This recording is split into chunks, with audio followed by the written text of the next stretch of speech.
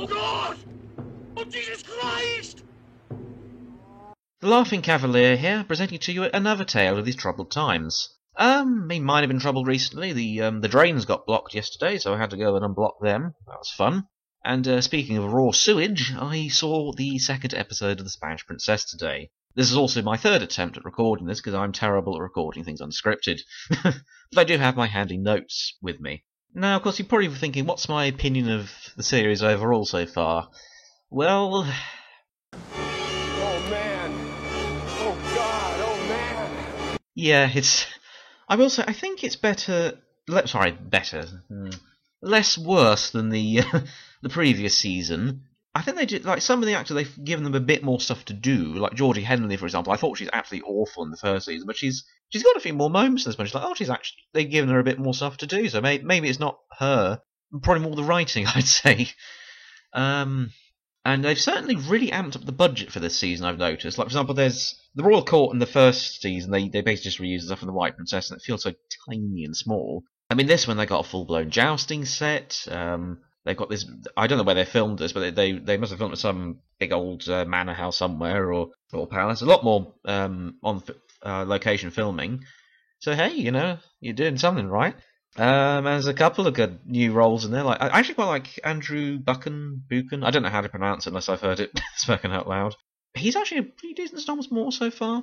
Apparently he might be having an affair with Margaret Pole soon, though, so that will probably change, in my opinion. And I did actually like the actor playing Surrey, who I believe was in Elizabeth R briefly, but the only actor who's been in a good Tudor drama in this one. And the one they got playing Wolsey, even though they make Wolsey into like a cartoonish villain. They were having this chat in the second episode in the council, and it's like, oh my god, this is actually kind of an okay conversation thus far. And then you know, Catherine ruined it.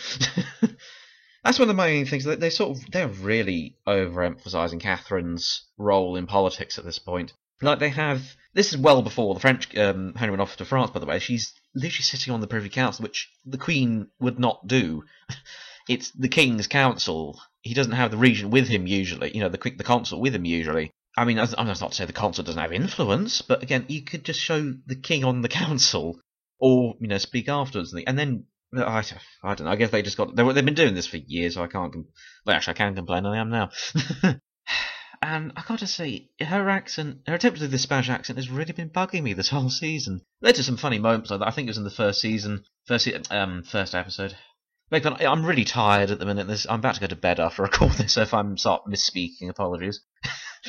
There's a scene in the first episode where she sees Henry in the corridor. He comes like this wolf mask thing and takes her away because. You know, reasons. She says this is an outrage, but it sounds like she said, this is an outrage. It's like an outrage. Oh, God. I think, like I said, I've tried to record this 3 times, and I'm at a loss where to start, really. I think we'll start with the characters' ages, and I will be flip-flopping between episodes 1 and 2, but I'll mainly be focusing on the second one. Why does every character in this have to be 25 when they were, like, historically children? Have they not heard of having, like, you know, a child playing them when they're a child, then maybe, you know, having a time skip, even a short one, and then you get the other actors in to play them when they're older? This is things that have been done before, you know, like in the Six Wives series, I'll give an example. They had a young actor to play Henry when he was a little boy in a flashback, and then they got Keith Michelle to play him when he's grown up. You know, they didn't have Keith Michelle playing the whole way through. I mean, obviously, you could argue, you know, he perhaps doesn't quite look 18 in the thing, but they tried at least. You know, they put effort into making them look accurate. But here we have, I mean, first season, Henry and Margaret Tudor, historically children at that point. They look actors in their 20s. I don't understand why, because again, Margaret Tudor, she marries the King of Scots when she's about 14, so you could have got a younger actress to play her. And you got the natural time skip. She doesn't turn up again until this series. And then you get Georgie Henley to play her in season 2, but sorry, I'm whacking the thing now. Terribly sorry, I don't know why they've done that. And in this season, we've got Ursula Pole, who was historically born in about 1504, roughly, and is being played by a 20-something-year-old. Charles V is briefly introduced. He's 11 at this point in time, and I don't think he will be seen again until 1520, so why didn't you just have a child play him, and then you introduce him later? There's, who else we've got? Oh, Mary Tudor. Obviously, I said this in previous ones. They're going to have Mary Tudor literally in the first episode, and they did. They couldn't even have a time skip there. Some say, oh, this is just petty stuff. I was like, yeah, but it feels really weird, particularly in terms of like, historical stuff aside, in terms of continuity, like you see her in 1509 and she's a little girl, and suddenly she's a fully grown woman and looks older than the rest of the cast. Continuity doesn't matter, I guess, now. There's a few funny lines, though. I mean, I got to say, one in the first where she's when Charles V comes in, she says you could slice bread with that chin. I thought, okay, you got me. That is a funny, that is a funny line. You're not wrong. The Habsburgs did have that definitive chin. They've not really done much for the Margaret Pole stuff. It's going to be horribly inaccurate again. They've got a bit of Reggie Pole, I should say. Right, there's no other Reginalds. Why did you have to call him Reggie? Reginald Pole is fine. I don't know. But yeah, apparently there's rumours that Margaret Pole's going to have a relationship with him or something. I think there was some. Let me bring it up. I forgot to bring it up before I start recording. There's some episode summaries on the thing. Oh, I just remembered. Sorry, another one who should be a child. Just come back to me now. Anne Boleyn is briefly introduced in episode 2. I think it's Anne Boleyn. It could be somebody different. Historically, at this point, 1513, should be probably no older than 12, and they got somebody in the 20s. It's like, she's not going to be relevant for years. Why did you have to introduce her now? I don't know. It's like, again, I was watching the 2005 Elizabeth series with Helen Mirren, and they introduced the Earl of Essex when he's a child, and you see him, and then there's a time skip, and then, oh look, he's a young man. They don't just have him as a young man the whole way through. Funny, I know, but right. Let's just have a quick look at these. Let's just have a quick look at these episode summaries. I can bring them up. I guess they must have taken this from Stars Media itself. When it loads, my internet's being very slow today. Yeah, we've got. I mean, the fact Flodden is the second episode. I thought they would push that back to episode 3 at the earliest, but no, we're charging straight into episode 2. So we've not really had much time to build up on all the other stuff, particularly James IV, who, again, there's not many decent roles in this, I would say, but the 4 I would say, like, I don't mind actually much, is the Earl of Surrey, Sir Thomas More, Wolsey, beg pardon, and James IV, actually. They're about the only 4 people I like. Give me a show where there's those 4 cruising around, I'll be fine. Yeah, I mean, the next one is apparently Grief, the other woman, oh god, Henry cheating on her, Plague. Oh, then Maggie and Thomas More remain in an empty and surprisingly romantic palace. Oh my god. Then the Field of the Cloth of Gold is going to be episode whatever, 14 overall, or 6 of this season. A new religion is rising. Oh god. And then Peace, whether Henry loses himself to maths. I'm really worried they're going to bring magic bullshit into this again. So yeah, we've got all that to look forward to. And then of course there we've got Flodden, and oh boy, did they murder the Battle of Flodden. I'd reckon, if you want to know about the actual history of the Battle of Flodden, probably I think the Osprey one is the most sort of concise, short and concise one you could probably read. It's not perfect, but I think it's pretty good. I've got my copy here. My dad got it for my birthday recently, a few months back, so yeah, it's pretty good. I mean, just overall, so I don't know, even know where to start, really. Go down to my notes. I've made 7 pages worth of notes so far. We're on episode 2. And the rant video is at 4,000 words. I haven't even added to it much today, so we're again episode 2. There'll be a lot more. So I think the armour and the kit for the most part was pretty inaccurate. We've got the only thing that the Scots do at least have their pikemen, which is good. That was a major part of the Scots army. Shame the English don't really have many billhooks. There's a few you see in the shot, but they don't really illustrate how that was what partly won them the battle. The fact that the Scots had to advance over this boggy terrain, and then they couldn't. The pike blocks lost their formation. They couldn't utilise that, and the English billhook came to as an advantage. But no, and there's nothing about the troop movements, which you could easily have shown. It just takes a messenger or something to talk about it. But no, it reminded me of Cromwell a bit. You know, where they don't really have so much tactics. They just sort of the Parliament. You know, after all the cavalry stuff, the Parliament just sort of charge the Royalist front line and kind of win. Or perhaps Braveheart would be a better example. They're just like the big mishmash, and then they win. That's not how battles work. Oh yeah, there was. I'm surprised they didn't emphasize too much on the peasants coming into fights. There are a few shots of peasant women charging into the battle, though. And then there was in the main one, Catherine teleporting to the battle and fighting on the front lines. It's quite funny though, because she sort of charges in there, and they immediately get her off a horse, and then she kills a couple of people. I thought she killed King James at one point, but then I had to rewind. Oh no, she just killed some random Scottish nobleman. Okay, fine. I've explained, I think, in the last video about the trailer, that's stupid. Pregnant queens don't fight on the battlefield. In fact, many monarchs barely fight on the battlefield. Henry VIII didn't even fight, and he wanted to fight.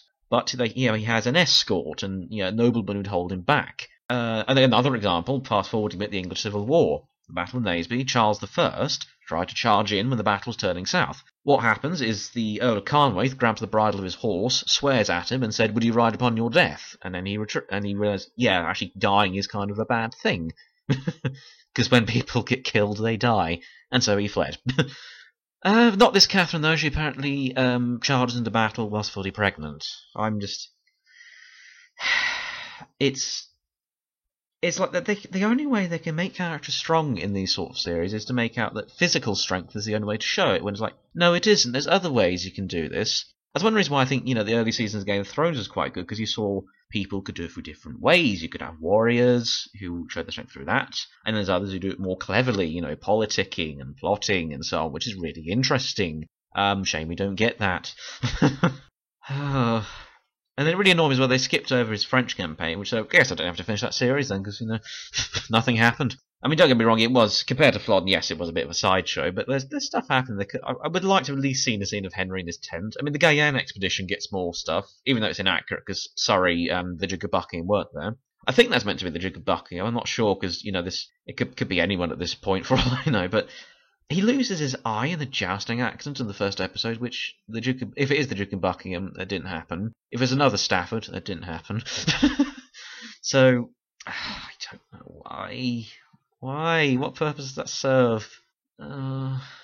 And a lot of the language as well. Some of it is quite funny, like I mentioned with the chin line. Actually, some of Sorry's lines are funny, but it feels like they're really trying to ape Game of Thrones. It really does. What was it, the line, "I'll cut your balls off with a spoon," James IV says to Sorry, I think at one point. It's like, oh god, I'm having flashbacks to Alan Rickman in that Robin Hood movie.